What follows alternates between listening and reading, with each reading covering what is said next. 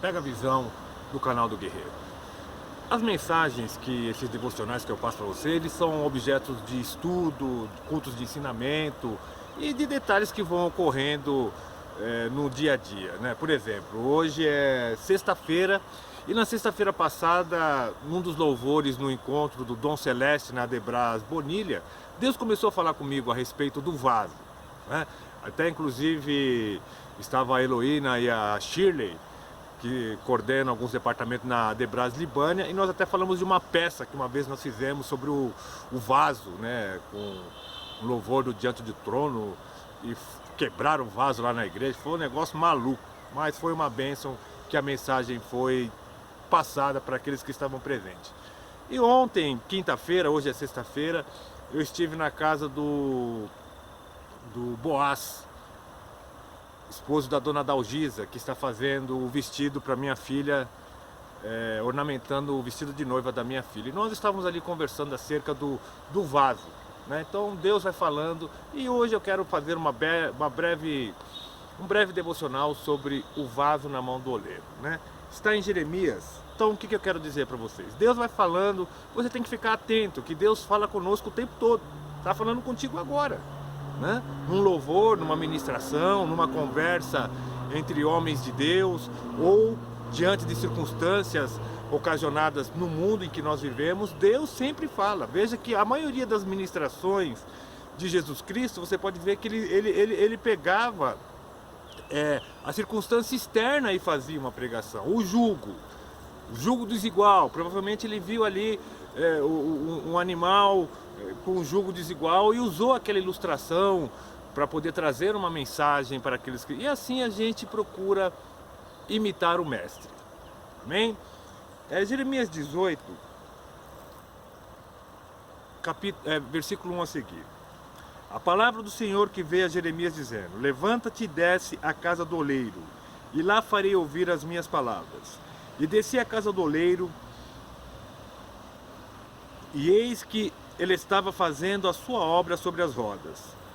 Como o vaso que ele fazia de barro se quebrou na mão do oleiro, tornou a fazer dele outro vaso, conforme o que pareceu bem aos seus olhos fazer.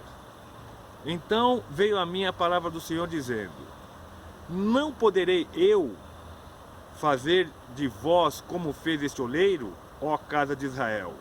Diz o Senhor: eis que como barro na mão do oleiro, assim sois vós na minha mão, ó casa de Israel.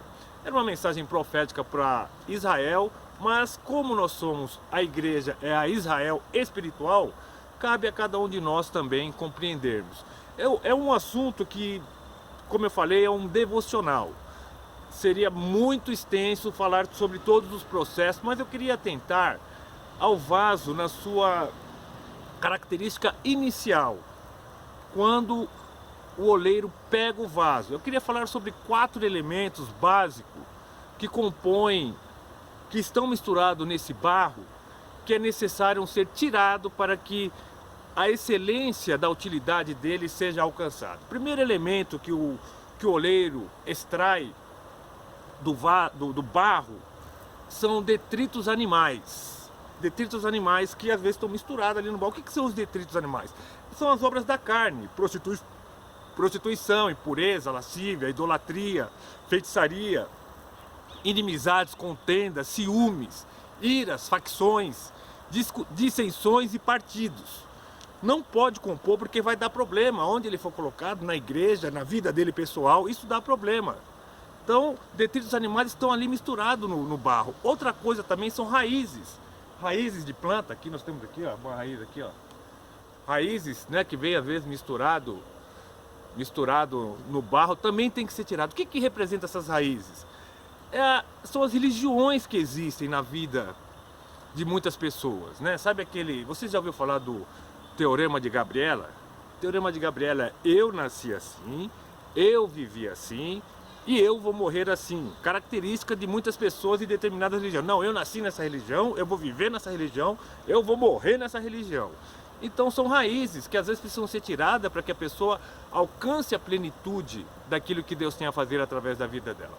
Outra coisa que precisa ser tirada é o lixo. Sabe, lixo são detritos, são tipos do modismo, né, da podridão que o mundo vive nos nossos dias. Que é um exemplo de lixo, até se fala globolixo. Por que globolixo? Porque ela vem com todo aquele modismo do mundo, ela dá ênfase a adultério, ela dá ênfase ao homossexualismo, dá ênfase às vezes a apoiar a homicidas, né? Você vê que às vezes a polícia vai fazer alguma coisa, a globolixo vai lá contra, é tudo aquilo que é modismo contrário a padrões determinados por Deus, é a globolixo. Então você está ali assistindo, está despejando aquele lixo dentro, então o oleiro tem lá que sair tirando todo esse lixo. Outra coisa são as pedrinhas, né?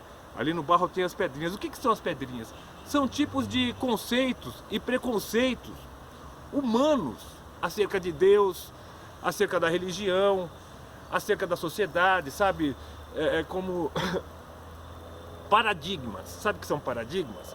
São preconceitos determinados que impedem as pessoas de avançar, sabe? Tipo assim, tipo como se fosse um karma. A pessoa não pode mudar de vida porque é um paradigma. Não, você não pode estudar na melhor faculdade, você não pode ter uma melhor casa, você tem que ser, sabe?